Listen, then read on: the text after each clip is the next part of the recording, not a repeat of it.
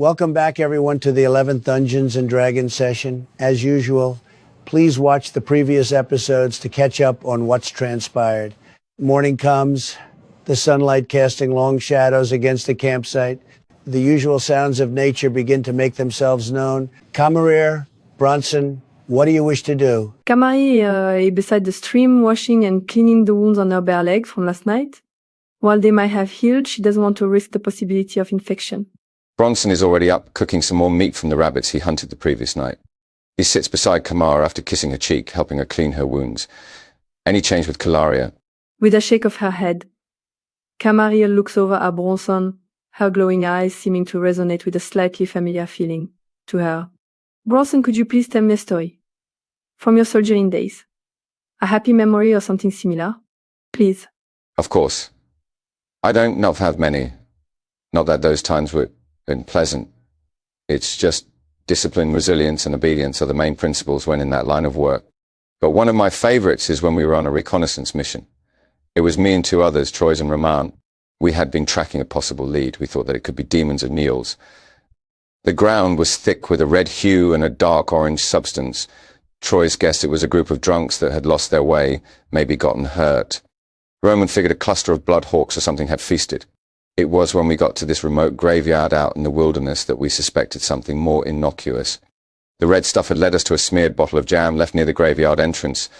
The orange substance ended near another jar, a jar of honey. The three of us still kept hidden. There in the dim torchlight in the graveyard stood a woman in the most beautiful dress. Not even an angel could wear it better. Her hands were coated in what we presumed to be the jam and honey. Soon, a dashing young man crept into the light, whispering a name, calling out. The woman stepped up, or rather, stepped forwards. The young gentleman whispered that he followed the signs, that he knew that she would lead him back to her. Their families had forbidden their love and their seeing of each other, the man being the son of a tailor. The woman was the daughter of a chef. They both swore that they would meet again under the next full moon at the place where life ends, but theirs would begin. There she was, wearing a stunning dress he had made for her in secret, and she'd used some of her father's ingredients to leave an indirect trail to her. There he proposed, and vowed to take her and run far away from their families and towards a new life together. She accepted, embracing her lover, and they kissed under the pale moonlight. They stayed there for another half hour, taking each other's hands, and then off they went, into the darkness. That's so beautiful. I wonder what happened to them both. I hope they're flourishing and living their new life together, married and forevermore. Hopefully they are. We can only hope. Although my coffers got light that day, I lost a bet to Troyes. I guessed it was a bandit group we were tracking. Placed half of my week's wages on it. Camari chuckles, holding Bronson's hand.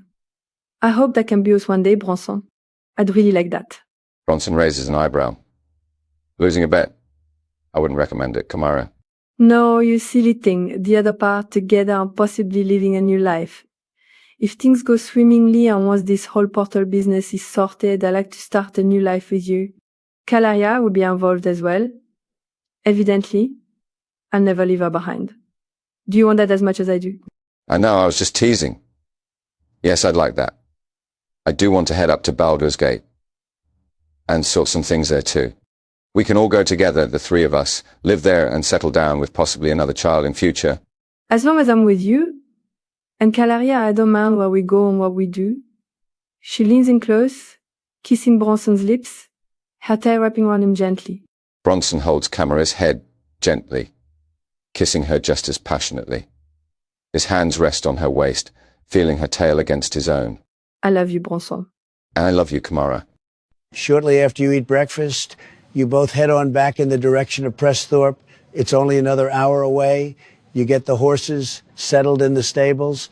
Once you return to the main gate, Camarier, you have to carry Kalaria since she's still unconscious. As soon as we enter, I'm going to approach the nearest guard and instruct them to take Kalaria to the medical center immediately.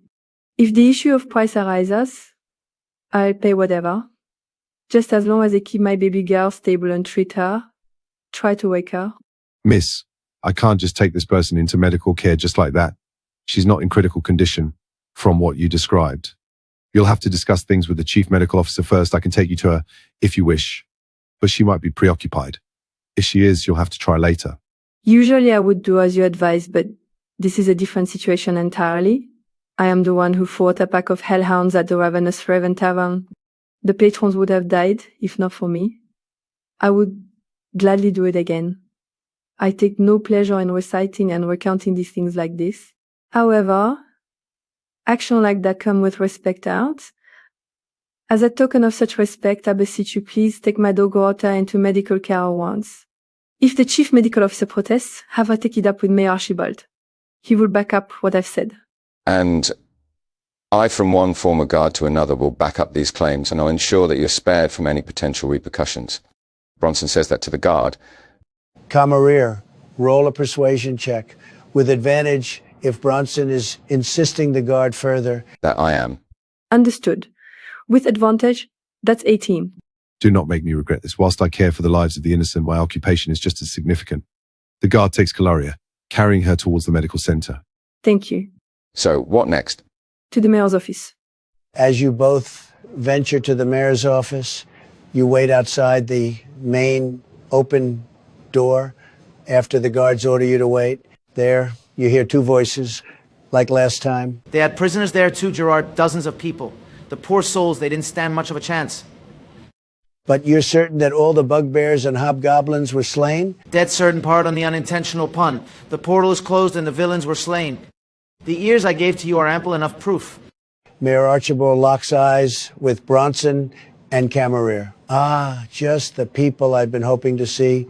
Please, enter, have a seat. Bronson does so. Camaraderie sits next to Bronson. She glances her over, quickly, before looking away. I believe we're a person short. Wherever is the mouthy lady in black? She had a name, Had, as in... Alexandra died, perished in the fight against the goblins. Alexandra took 12 arrows to the chest, more than anyone else I've seen. She died valiantly, blasting spells and fighting until her last breath. A travesty. And where is her body currently? With a friend of ours, Jocelyn. She aided us in the fight, though she was in a different area of the fortress.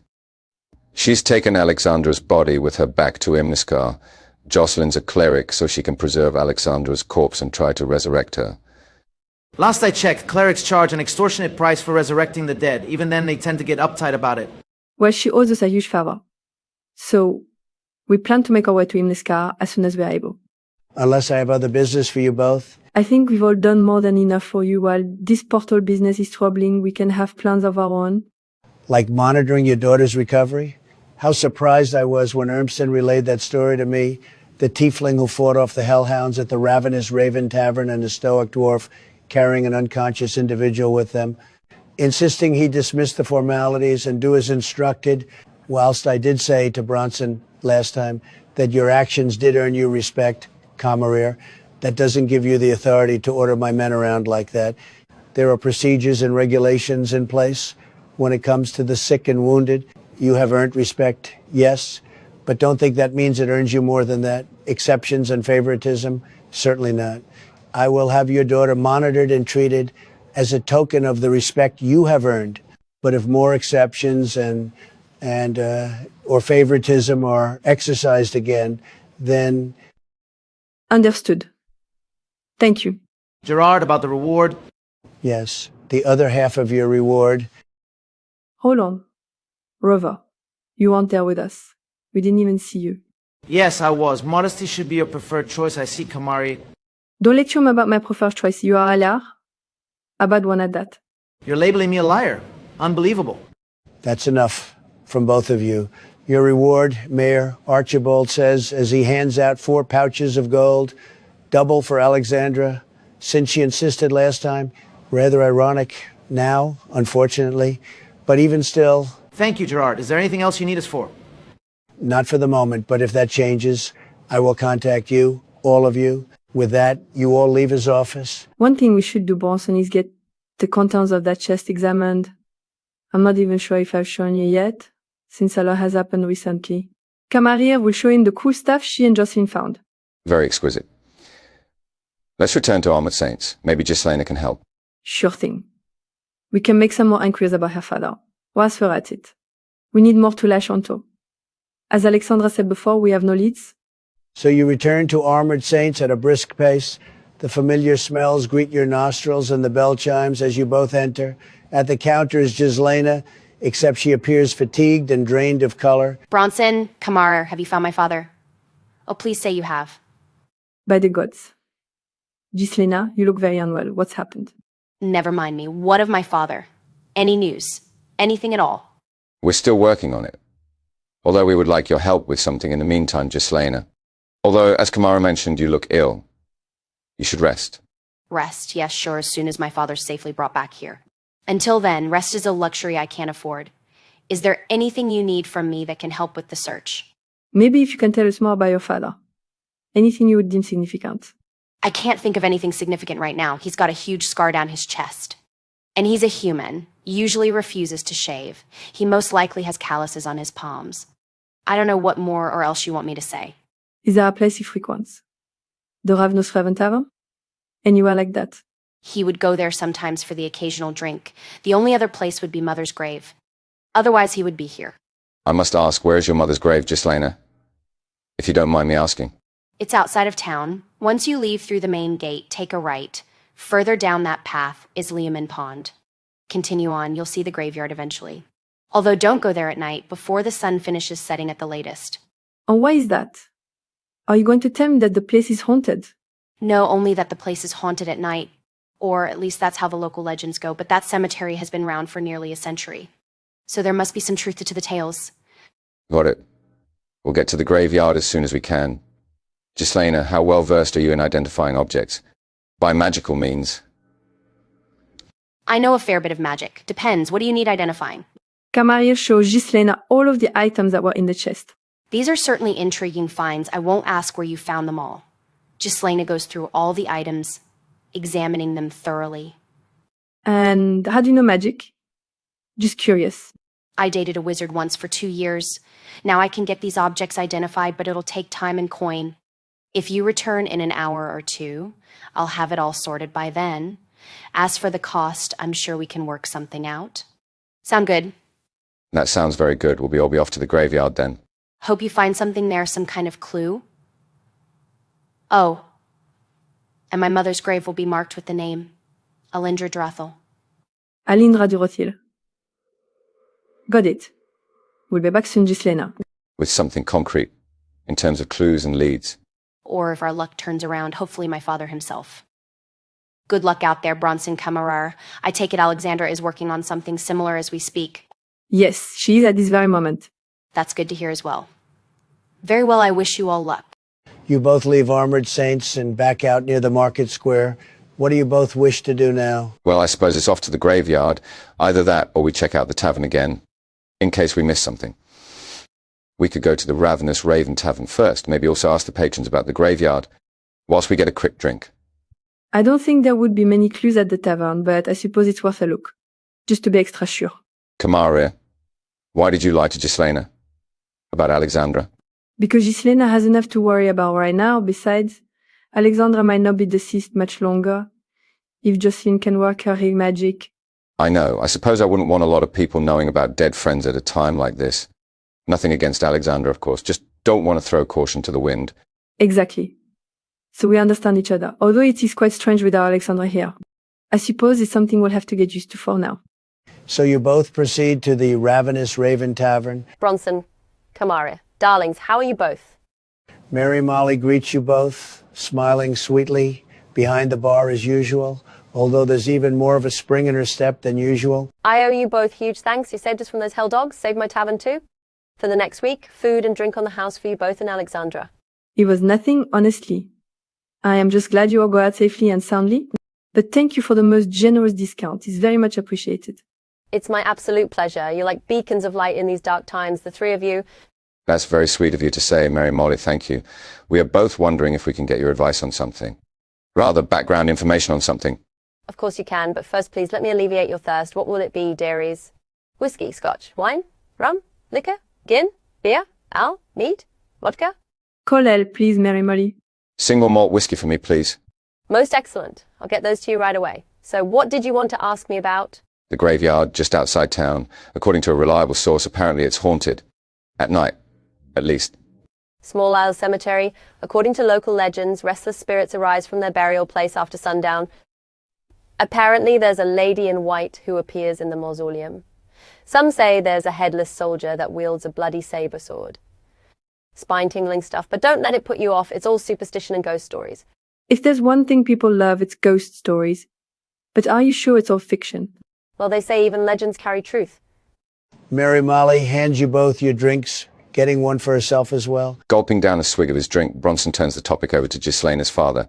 Jorta, owner of Armored Saints. He's a reclusive man, mainly sticks to crafting and creating weapons. Beautiful things. I'd love for him to expand his talents, maybe jewelry, not to take away from his exceptional accomplishments and commitment, of course. But a superlative necklace or earrings will also be beneficial as extra items to sell aside from his blades. Maybe a gold-plated necklace or bracelet? Yes, definitely. And some rings, maybe. I like the sound of that. Anyways, we're helping out Ghislaine, trying to find her father. Have you seen him recently? Has he been acting strange? Anything peculiar? No, I haven't. Last time I saw him was nearly a week ago. He looked pale and depressed, bless his soul. I think it was because he lost someone near and dear to him.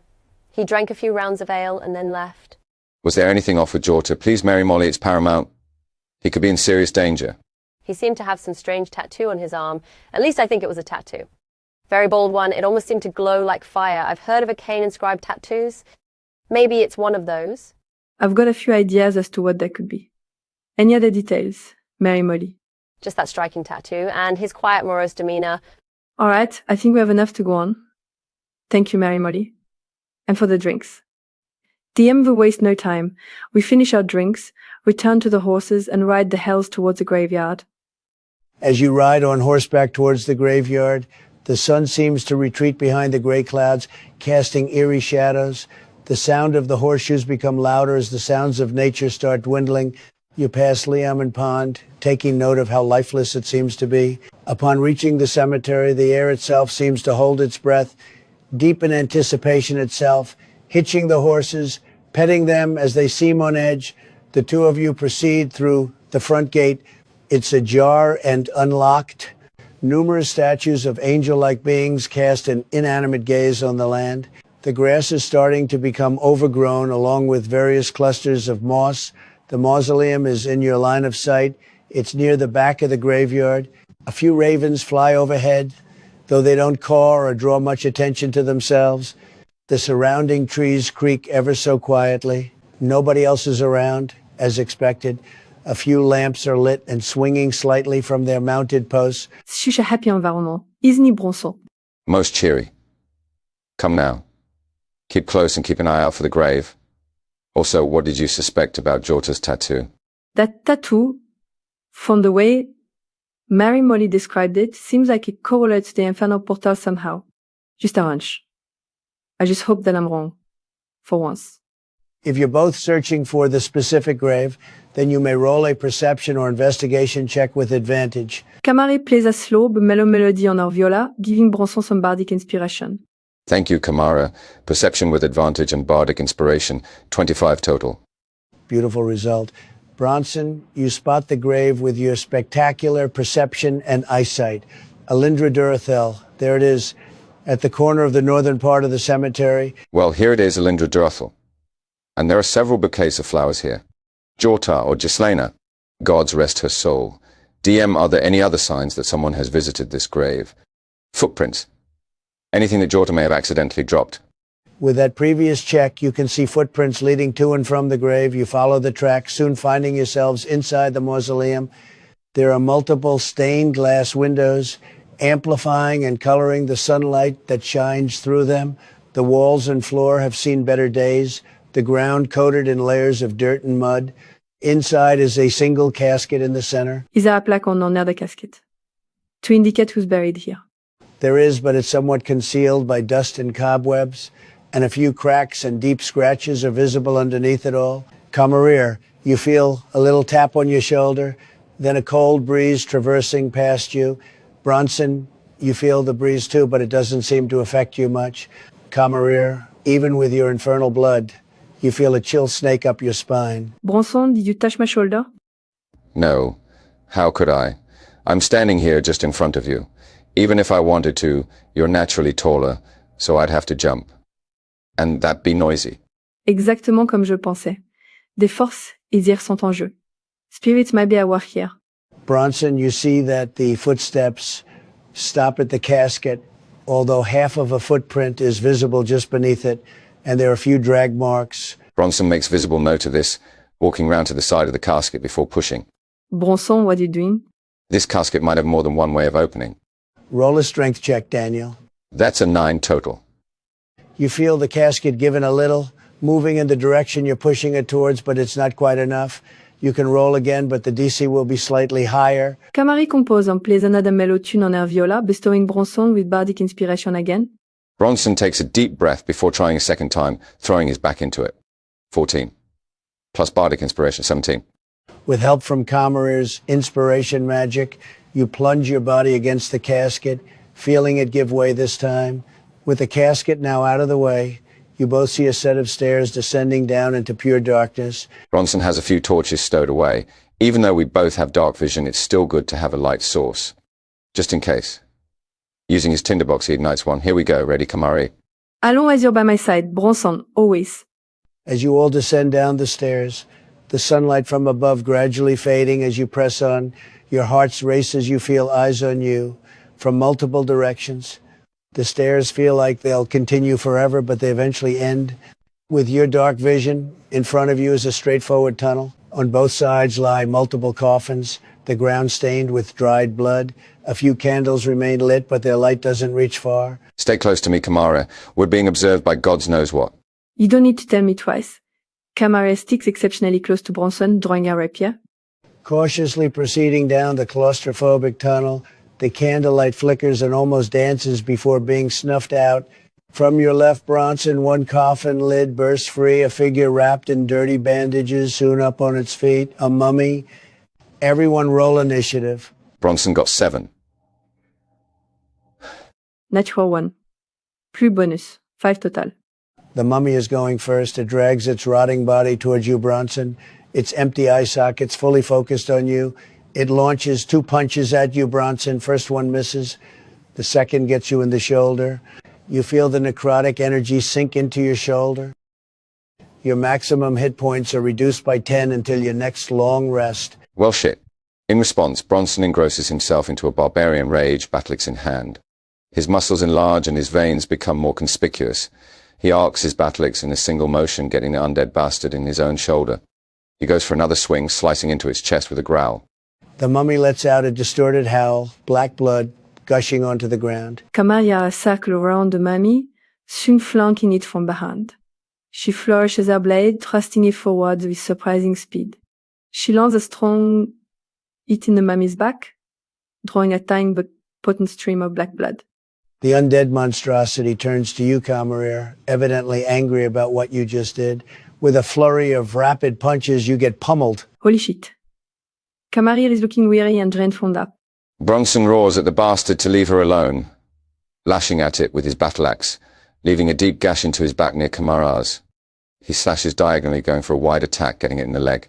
Camari drinks a healing potion she has on her, feeling a bit better. She then goes for vicious mockery on the mummy, proclaiming, "Even the best disguise can't hide your disgusting visage." The mummy recoils as the spell seems to have worked. 2 more coffin lids shake, tremble, and then burst open. Skeletons emerging from them, weapons in hand. One is behind you, Kamara, the other is behind Bronson. The mummy seems to form a crooked smile before it goes to attack you, Bronson. Even with the vicious mockery, the mummy hits. Even through your barbarian rage, Bronson, you feel the potency of the necrosis trying to seep into your body. With each punch the mummy inflicts. Bronson drops the torch onto the ground, wielding his battle-axe with both hands. Still focused on the mummy, he goes for a strike at its arm, chopping the limb off with a precise, swift downward thrust. Before the mummy can react, he rams his blade into the bastard's chest. Bronson, how do you want to do this? Bronson twists the blade further in, ensuring the mummy feels every damn second of it.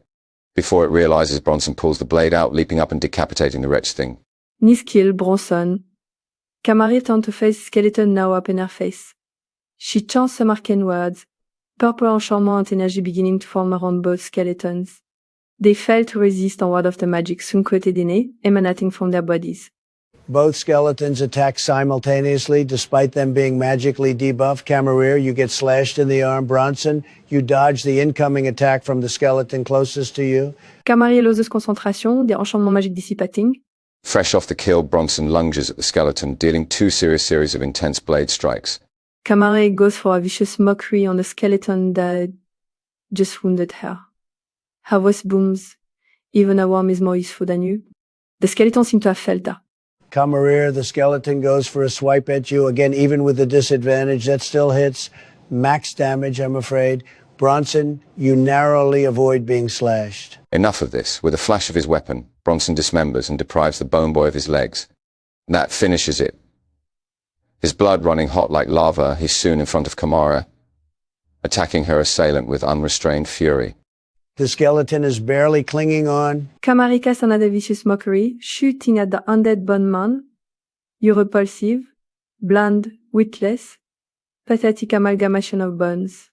That seems to have done it, but not entirely. With its remnants of its vitality, the skeleton drags its sword across the ground, slashing upwards. If it wasn't for the vicious mockery, that would have been brutal for you, Camarier. Bronson twirls his blade effortlessly, slashing through its chest and watching as the skeleton falls apart, its bones scattering like fallen bullets. Excellent job, everyone. Camarier pens, sitting down on the spot, soaked in blood. Bronson, I need a minute to recuperate and heal. Bronson crouches beside her, his rage subsiding, getting 2 healing potions from his pack. Take these, Kamara. Save your magical reserves. Thank you so much, Bronson. Camarier drinks both potions, color restored to her face. I need a little more healing. She casts healing word at 2nd level, getting to her feet afterwards. What about yourself? The mummy drained me a bit. Aside from that, it barely grazed me. I'll let you know if I require any healing magic. Promise. Heading further down the tunnel, it splits into 2 separate directions, one left, one right. Down the right, you hear faint sounds of someone grunting and making similar noises. Anything of interest coming from the left side, DM? Faint echoes of a fire crackling, along with a door closing. Bronson? Thoughts? If those grunting sounds aren't fake, then I say we investigate them first. Could be someone caught in a trap.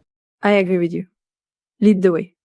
I'll say that you retrieved the torch you dropped. Thank you, DM. Bronson will do a perception check in case anything else is lurking nearby.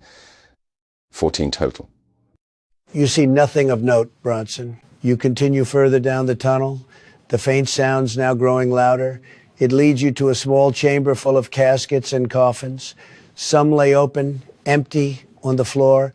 A few withering bodies are scattered about. Camarier calls out, it's okay, we're friendly. Not zombies. Obviously, come on out, whoever you are. I need a persuasion check, Camarier. Natural 20. Plus bonus. 30 total.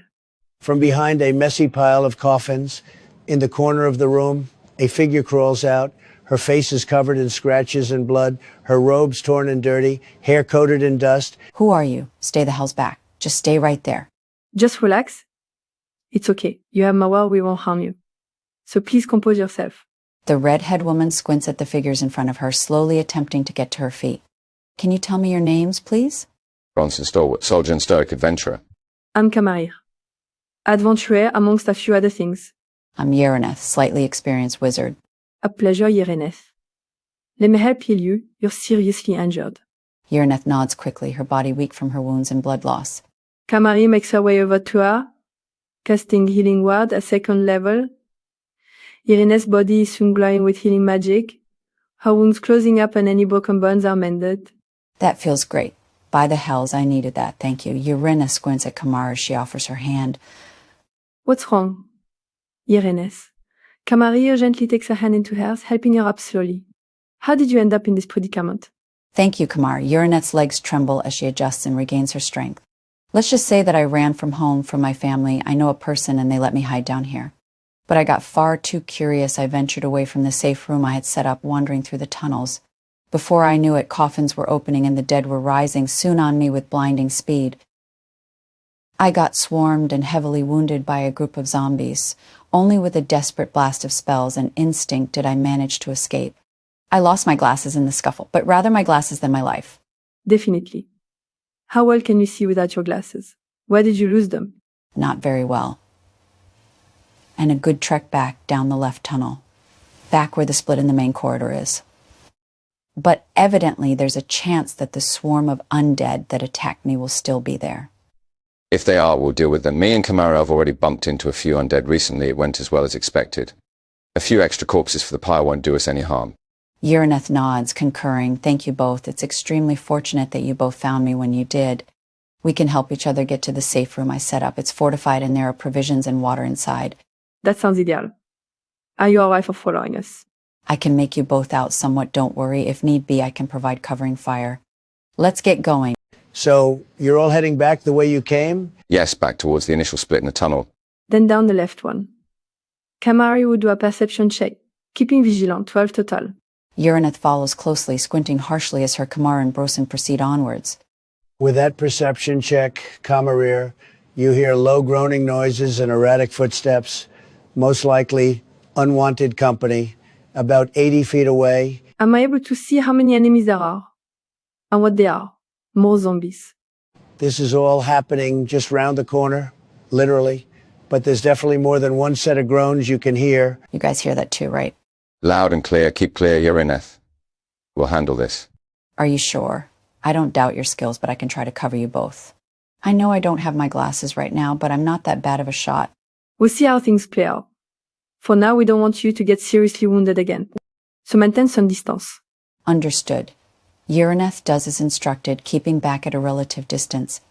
In fact, she'll quietly cast the invisibility spell on herself. Uraneth, you discreetly cast invisibility on yourself, your form instantly gone from view. Kamarir, Bronson, what's your plan for dealing with whatever enemies lie ahead? Bronson, do you want to lead? With pleasure. Uraneth is already sneaking round the corner, trying her best to make out the situation.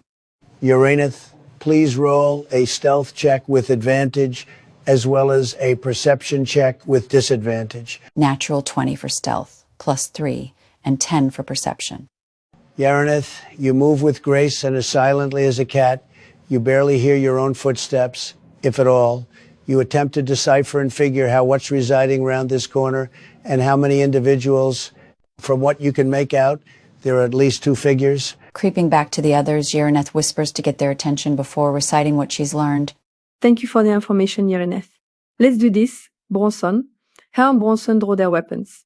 With a series of delicate footsteps, Kamaria and Bronson dive into the fray. There in the dim candlelight, you both see them. 4 ghouls that are feasting on the remnants of a corpse. The corpse in question looks fresh, from what you can tell. With a series of primal noises, all of the ghouls focus on you both and rapidly run in your direction. Roll initiative. Kamari go 7. Bronson got 8 total. The ghouls would be going first, but since you got the jump on them, it's a surprise round. They'll go next round. Bronson will don his shield, flying into a rage, battle axe high as he goes for the closest ghoul. He hacks at the monster's chest, drawing a dense pool of blood. He attempts to repeat the maneuver, but the ghoul leaps back. Kamari quickly casts a spell at the ghoul Bronson wounded, paralyzing Enchantment magic swarming it. The ghoul just barely resists, warding the magic away. Kamari plays her flute briefly, bestowing bardic inspiration to Bronson. DM, does Uraneth know if this is the exact area where she got attacked and therefore where her glasses might be? Make a history check, please, Uraneth. That's an 11 total.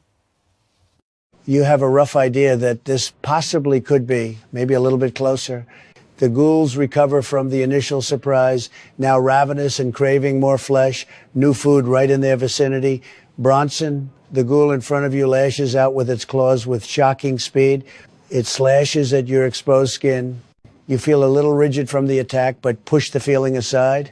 Another ghoul flanks you, Bronson, positioning behind you. It's going to bite at you, starving for more meat. That's 3 on both dice. Bronson, you ward the exposed teeth back with your shield. Kamarir, the third ghoul, lunges at you, claws glistening.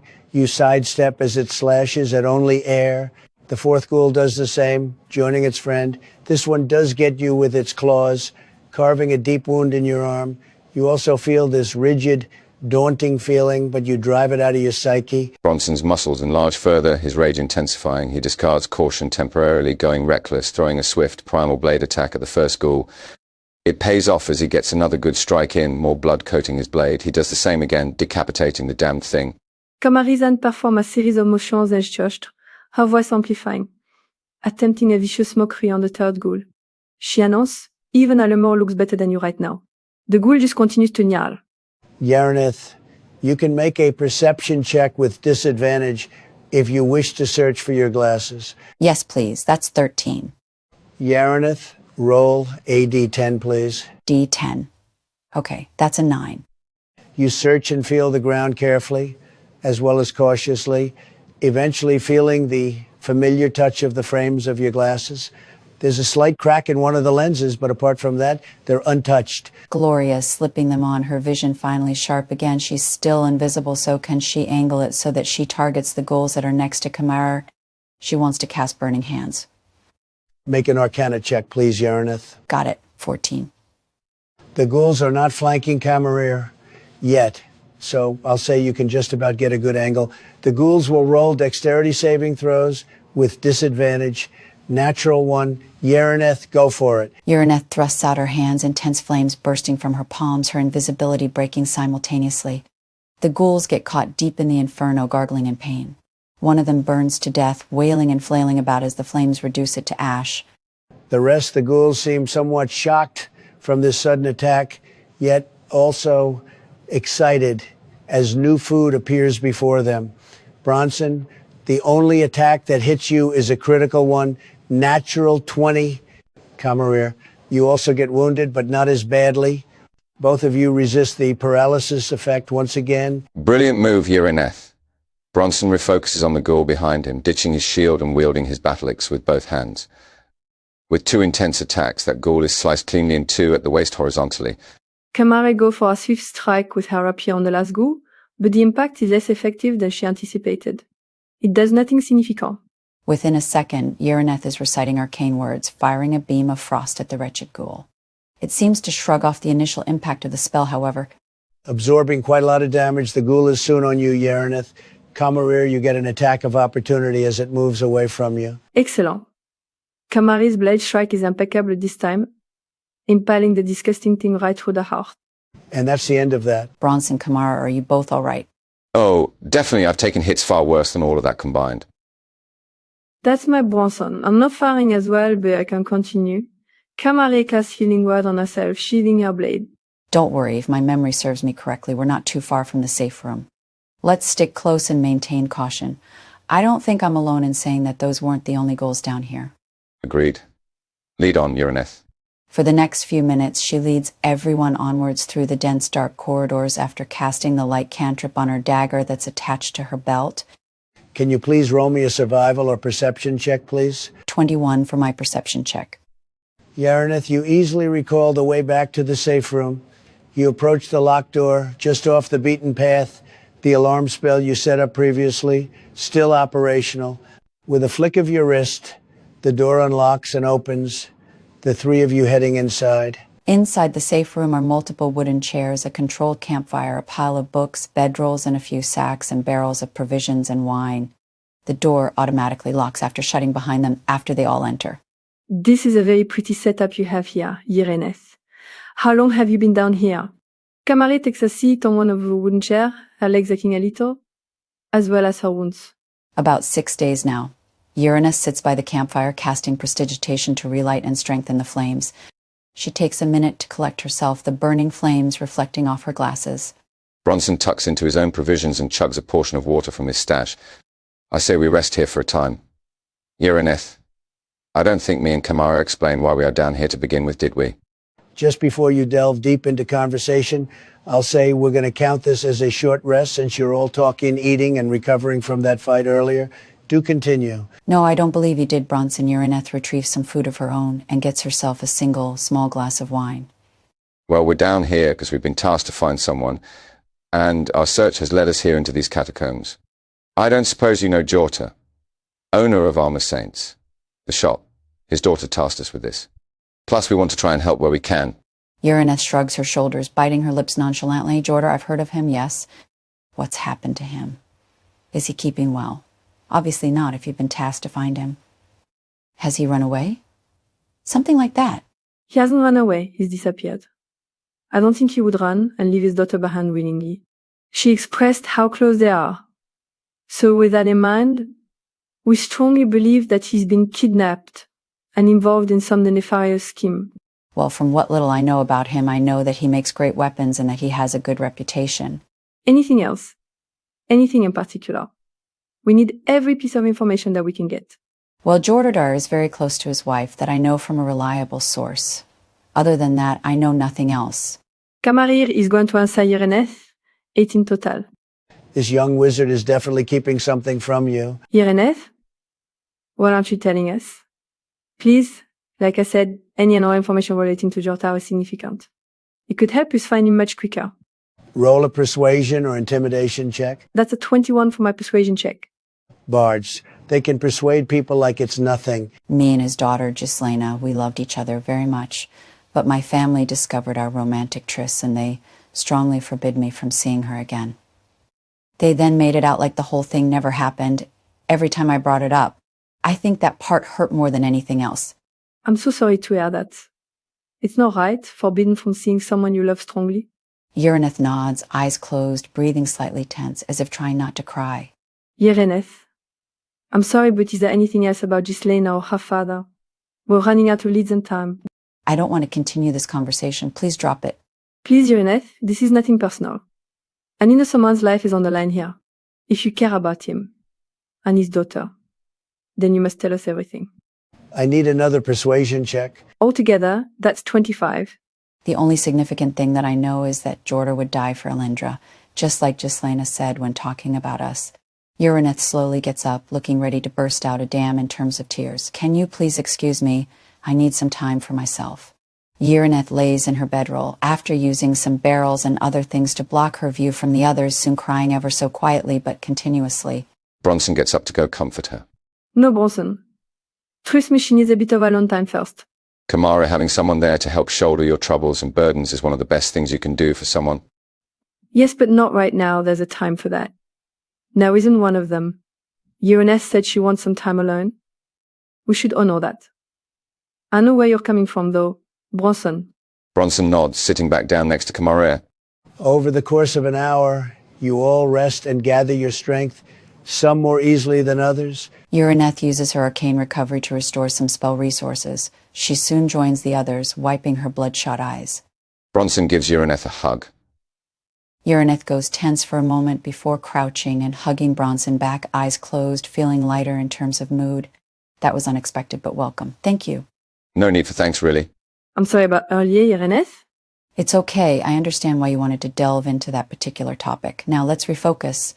My mind and might are yours. Lead on. I'll be right behind you both. Kamari not.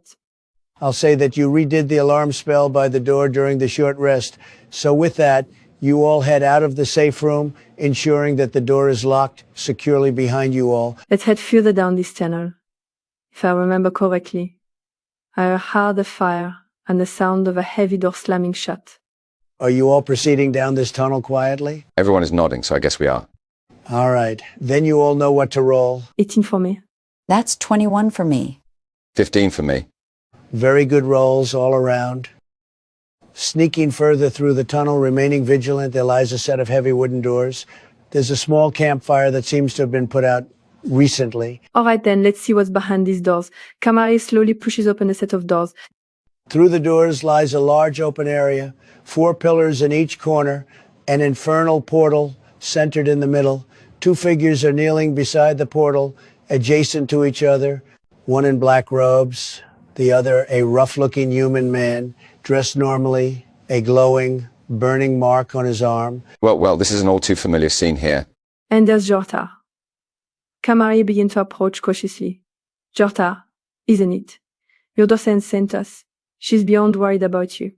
Before the man can say or do anything, the hooded individual is up on their feet and addressing you all. Uninvited pests. You wander into where you don't belong. A fatal mistake. Everyone roll initiative. Kamari got 11. 19 for Bronson. Uraneth got 9. The hooded figure got 10. Bronson is already sprinting towards the hooded figure, entering a barbarian rage, battle leaks out and going reckless. He swipes in a wide arc, carving a crescent-shaped wound into the bastard's chest.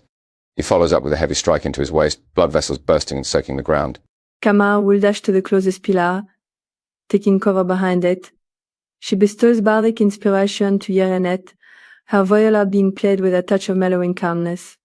Despite the deep wound, the hooded figure casually unsheathes his rapier, the blade enveloped in dark green and black magic. With surprising grace, he goes to attack you, Bronson. The strike is swift and severe, piercing your side. He strikes again, the dark magic similar to the aura of the mummy. Within a matter of seconds, Uraneth is already preparing and launching a sphere of pure lightning at the hooded man. The sphere gets propelled at him, crashing into his body with intense pressure. She also gets behind the closest pillar, the one opposite Khmer. Bronson grits his teeth, blade already being swung recklessly. He actually surprises himself in terms of how swift his next strikes are, piercing through the guy's robes, splitting a small portion of his chest open right past the muscle. Bronson's eyes gleam. Kamari is casting vicious mockery on the robe guy, shouting, "Behold, a most pathetic warlock wannabe." It didn't seem to affect him. Kamari returns to taking cover behind the pillar. You actually penetrated my defenses. I am astounded that vermin have such bite. With a flick of his hand, the figure coats himself in intense healing magic before unleashing a series of potent beams of dark magic at the pillar Chimera is behind, missing her by a whisker, chunks of stone falling onto the ground. Peeking out from behind cover, Uraneth attempts to hurl another lightning sphere at the vigilant opposition. Even with bardic inspiration, she misses. Bronson doesn't respond to the hooded crook's comment, instead dishing out more lethality. His blade cleaves right through his shoulder, the limb dropping to the ground like wet meat. Bronson gets the guy in the balls, making him fall to his knees. Merely spitting in his face, Bronson beheads him. Good gods, Bronson, that was brutal. Thank you. Kamari makes her way over to Jortar, getting him away from the infernal portal. You said Ghislaine sent you. But my work here is unfinished. If I just had more time, I can perform a miracle. I don't know what miracle you intend to perform, but if it involves a portal, it's not happening. You don't understand. I can revive my beloved if I just get that portal fully active. Are you out of your mind? Jortar? I don't know what you've been told, but nothing good comes from these portals. At all. Only creatures, destruction, and false hope. Camarier, roll a persuasion check. Okay. That's 21. I do understand. We'd do almost anything to bring back our loved ones. But you can honor her memory and also focus on your daughter, your flesh and blood. She needs you. I just don't think you realize how badly she's hurting. She needs her only surviving parent. You're right. My poor girl, my poor Ghislaine, she's a stubborn one, but deep down she's as soft as a teddy bear. Bronson is looting the hooded bastard for anything significant. You do find a few important things, but we will go over them later. Uraneth is keeping to the side and to herself, although she does glance at Jordan once or twice. Let's get you back to Ghislaine. She's wearing herself out, searching for you like a madwoman. Can't say I blame her, but she's depriving herself of sleep. You all go on, I'm going to stay down here. Or rather, I have to, my family can't know I'm here. So please don't tell anyone, I'll be in the safe room if you want to come back and speak to me at a later time. We won't force you. We will probably return here at a later date. Farewell, Uraneth. And thank you. So to skip all the details and keep things concise, you all, aside from Uraneth, head out of the catacombs and back up the way you came. Jordan is fairly quiet, especially when he passes Alindra's grave. You get on your horses and ride back to Presthorpe, 2 armored saints. The bell behind the door rings and sounds as you enter, same as before. Ghislaine has fallen asleep at the counter, soon waking up due to the noise. What the hells? Father? Is that really you? Well, it's difficult not to mistake my face for anyone else's. Ghislaine just stands there for a moment, taking a second to process things. She leaps over the counter in one swift motion, almost jumping into her father's embrace. You're home. You're finally back. By the gods, you had me worried sick. Where in the sweet hells were you? Jorta informs her on everything that's happened. So you thought experimenting with an inferno portal would help bring Mother back? Have you gone mad? I don't know what to think, Father. I honestly don't. I'm so sorry, Ghislaine. I got made an offer that sounded divine at the time. Alindra would be brought back to us in exchange for my devotion. Ghislaine hugs her father tighter before eventually turning to face the others. Bronson, Kamarier, I can't even begin to tell you both how grateful I am. Think nothing of it, Ghislaine. Just glad to be of help. But Jortar, whoever offered you this deal is someone we need to know more about. I don't blame you for taking the offer proposed, but any details you can provide us with is paramount. Of course. I will do everything I can to help you both, and to stop whatever evil is involved with these portals. But first, I promised you that I'd identify the items you brought me. Easily done, and I think you're going to love the results.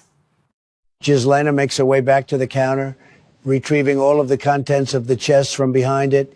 Jorda watches with piqued curiosity beside her. So this crossbow, it's brimming with powerful enchantment magic. It bestows a more favorable chance of hitting its intended targets and causing slightly more damage.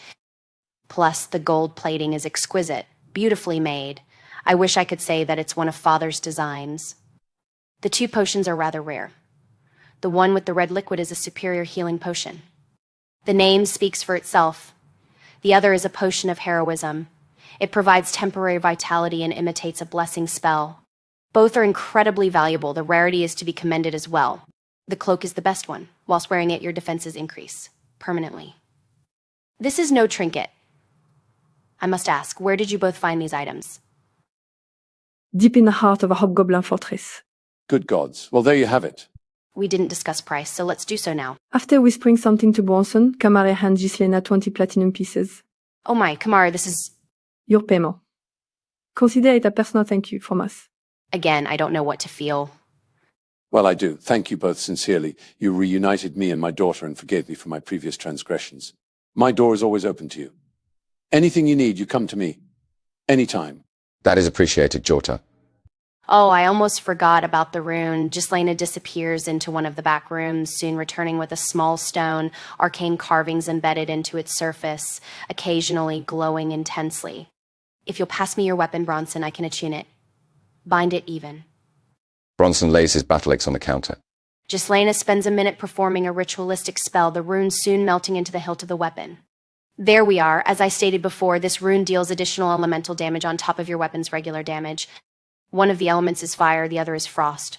To switch between them, you need only think of it. Ghislaina rubs her eyes gently, evidently fatigued still. Ghislaina, get some rest, sweetheart. Please, you've more than earned it.